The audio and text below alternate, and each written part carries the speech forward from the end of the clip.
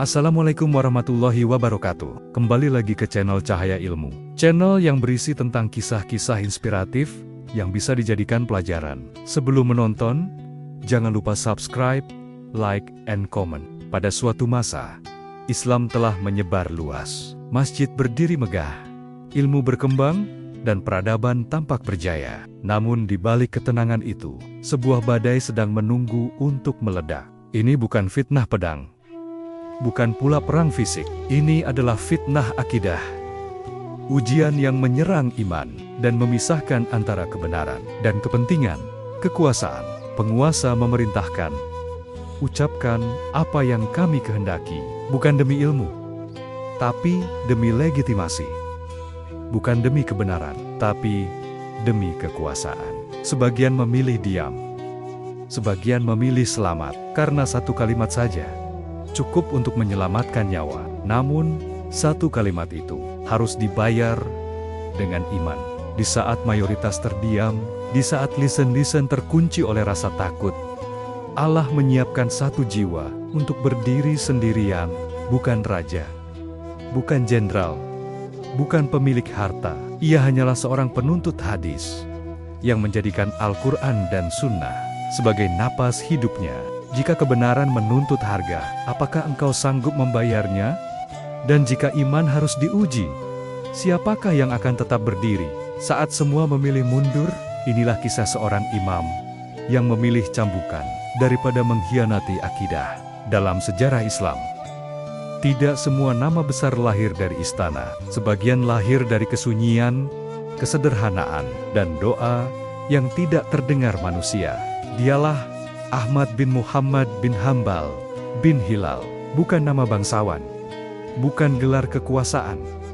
Namun kelak, nama ini akan berdiri sejajar dengan para penjaga akidah umat.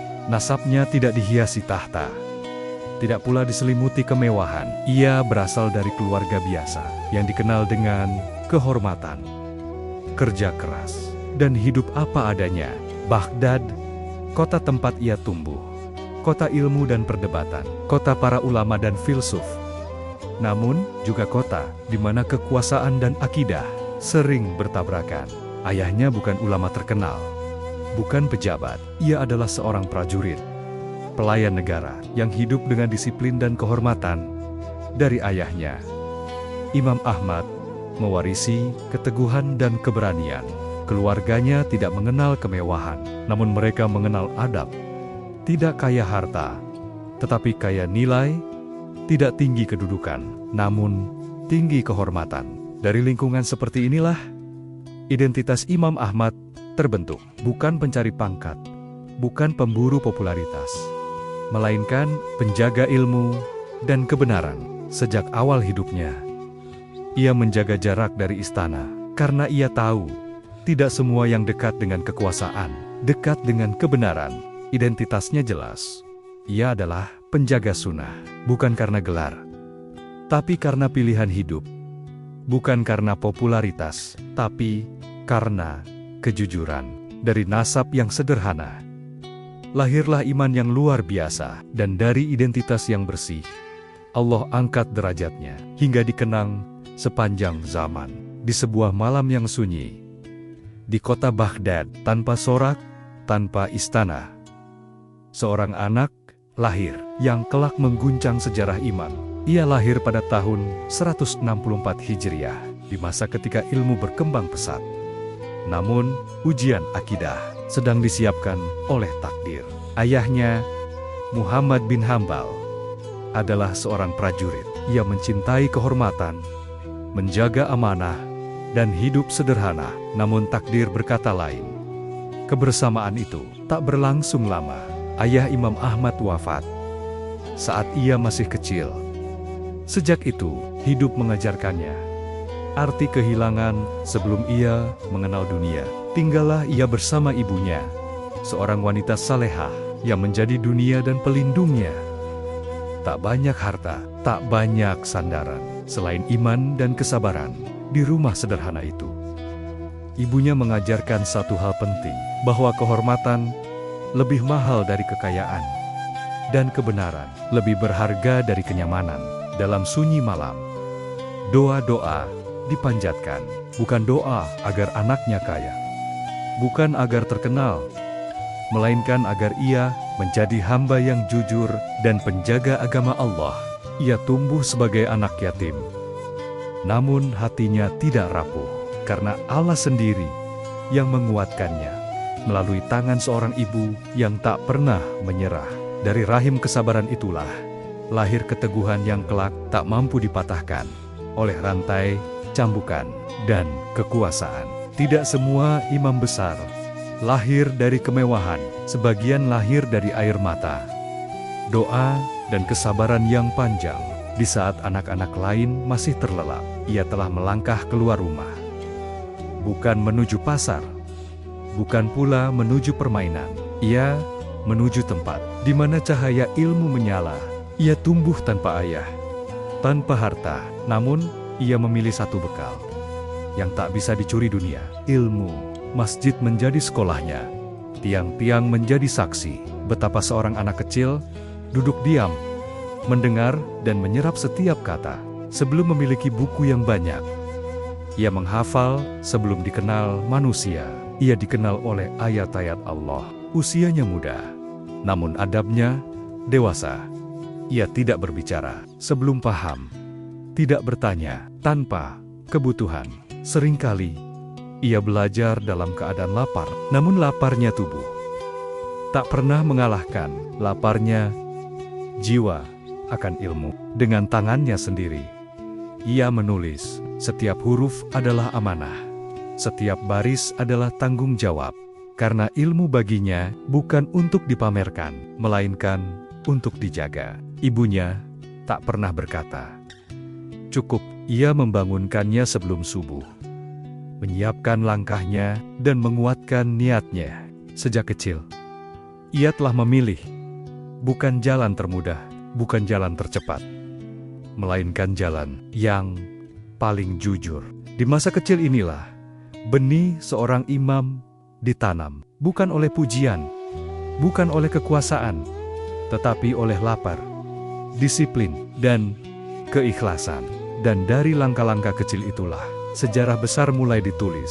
Ketika ilmunya mulai tumbuh, ia menyadari satu hal: ilmu hadis tidak cukup dicari di satu kota.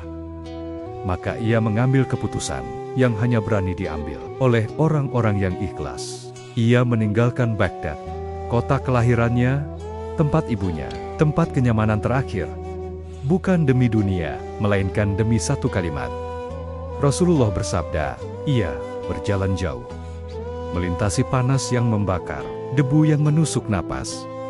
Setiap langkah adalah doa, setiap rasa lelah adalah pengorbanan. Banyak malam ia lewati, tanpa atap, tanpa alas, tanpa kepastian. Namun hatinya tenang, karena ia tahu untuk apa semua ini dijalani.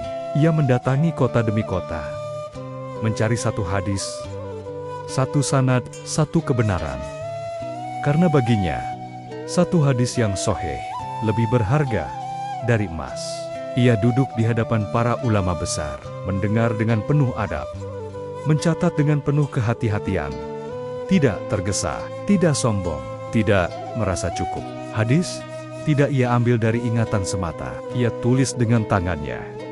Karena baginya, menjaga sunnah adalah amanah, bukan kebanggaan. Seringkali bekalnya habis sebelum ilmunya selesai.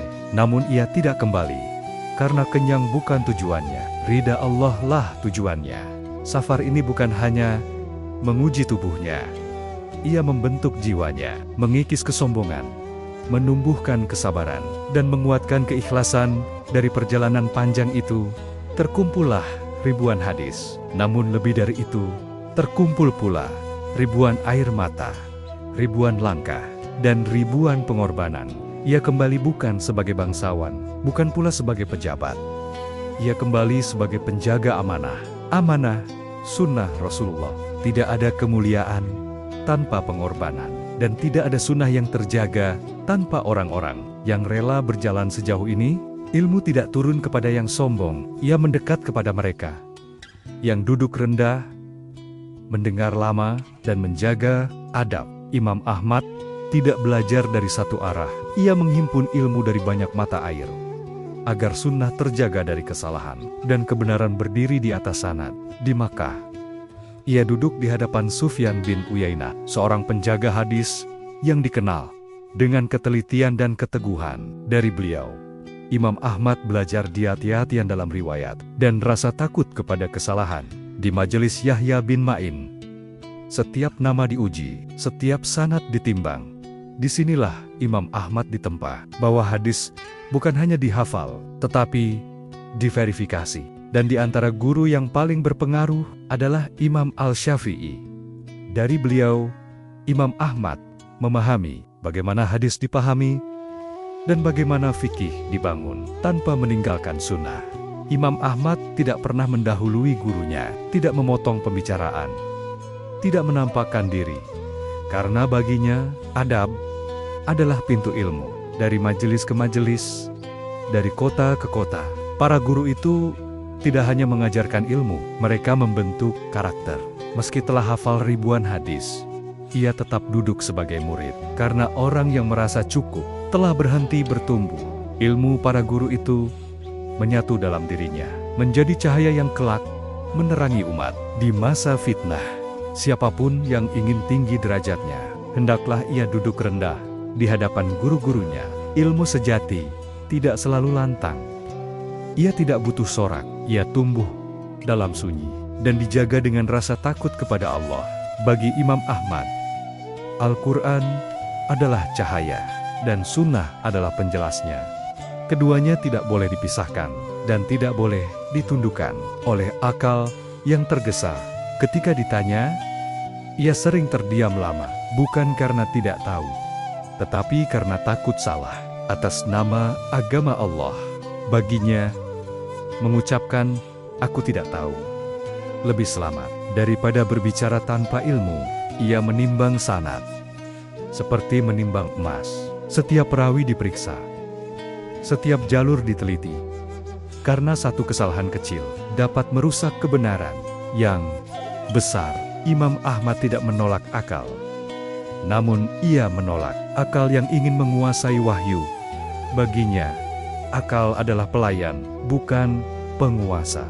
Metodologi inilah yang melahirkan keteguhan. Ketika akidah diuji, ilmunya tidak goyah, karena ia dibangun di atas dalil, bukan opini.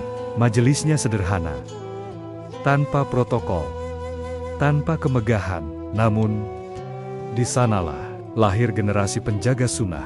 Ilmu baginya bukan untuk menguasai manusia, melainkan untuk mengalahkan nafsu.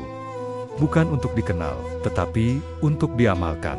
Dan ketika badai fitnah datang, metodologi itu diuji, bukan di ruang diskusi, melainkan di penjara dan di bawah cambukan. Ilmu yang dibangun di atas kejujuran dan takut kepada Allah akan tetap berdiri. Meski dunia runtuh, datanglah sebuah masa ketika kebenaran tidak lagi diuji dengan argumen, melainkan dengan kekuasaan. Inilah zaman fitnah, inilah mihnah.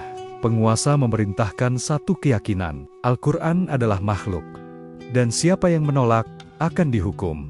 Ilmu dipaksa tunduk, akidah diancam cambukan.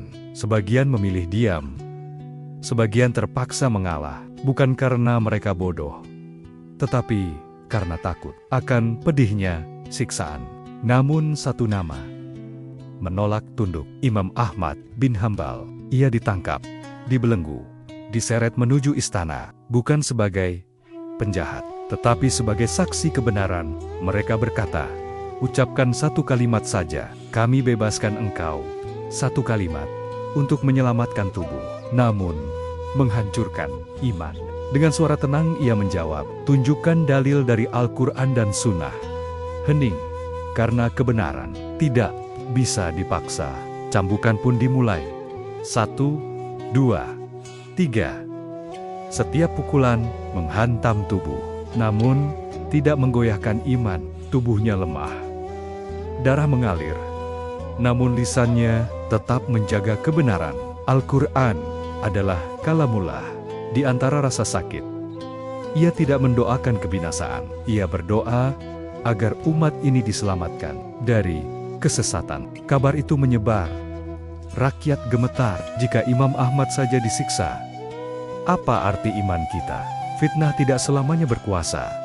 Kezaliman tidak kekal. Dan kebenaran, meski di penjara, akan selalu menemukan jalannya. Imam Ahmad tidak menang dengan pedang, ia menang dengan kesabaran, dengan iman, dengan keteguhan. Beginilah ulama Ahlus Sunnah. Tubuh boleh disakiti, nama boleh dicela, namun akidah tidak pernah dijual. Setelah cambukan berhenti, setelah jeruji menutup luka, datanglah sebuah pagi yang sunyinya terasa berbeda. Tanpa sorak, tanpa pengumuman megah, pintu itu akhirnya terbuka. Imam Ahmad dibebaskan. Tubuhnya masih lemah, bekas luka belum hilang, namun imannya tidak pernah retak. Ketika kabar pembebasan tersebar, umat menangis, bukan karena iba, tetapi karena Allah telah memuliakan hamba yang jujur. Tidak ada singgasana, tidak ada mahkota, namun cinta umat lebih besar dari seluruh kemewahan istana. Kekuasaan yang memaksa iman akhirnya kehilangan wibawa, dan ulama yang disiksa justru diangkat oleh Allah di hati manusia. Majelis ilmu kembali hidup, suara hadis kembali terdengar, dan sunnah bernapas lega. Di tengah umat, keteguhan satu orang menjalar ke seluruh negeri. Ulama kembali berani, umat kembali yakin, akidah kembali kokoh. Fitnah yang dahulu menakutkan perlahan runtuh karena kebatilan tidak pernah kuat di hadapan kesabaran. Imam Ahmad mengajarkan satu hal, kebenaran tidak butuh banyak orang. Ia hanya butuh hati yang teguh. Ketika manusia mencoba merendahkan, Allah justru meninggikan. Beginilah janji Allah. Barang siapa menjaga iman, Allah akan menjaganya. Di dunia dan di hati manusia. Waktu berlalu, zaman berganti, namun ada jejak yang tidak pernah hilang. Imam Ahmad tidak meninggalkan istana, tidak pula kekayaan. Ia meninggalkan iman yang hidup dan ilmu yang jujur. Mazhab Hambali berdiri di atas satu prinsip, kembali kepada Al-Quran dan Sunnah. Dengan penuh kehati-hatian, ia mengajarkan umat ini bahwa kebenaran tidak selalu ramai pendukung, namun selalu mulia di sisi Allah. Ilmu tanpa akhlak adalah kehancuran. Dan Imam Ahmad membuktikan bahwa ilmu sejati melahirkan ketundukan dan kesabaran. Fitnah mihnah telah berlalu, cambukan telah berhenti, namun teladannya terus berbicara. Hingga hari ini, di zaman kebisingan, ia mengajarkan keteguhan. Di zaman kompromi iman, ia mengajarkan keberanian. Jika suatu hari kebenaran terasa berat, ingatlah Imam Ahmad. Ia memikulnya sendirian demi umat. Warisan sejati tidak tertulis di batu nisan, tetapi hidup di hati orang beriman. Semoga Allah merahmati para ulama yang menjaga agama ini dengan ilmu, dengan sabar, dan dengan iman. Tubuh boleh lemah, dunia boleh memaksa, namun iman jika dijaga akan menjaga kita hingga akhir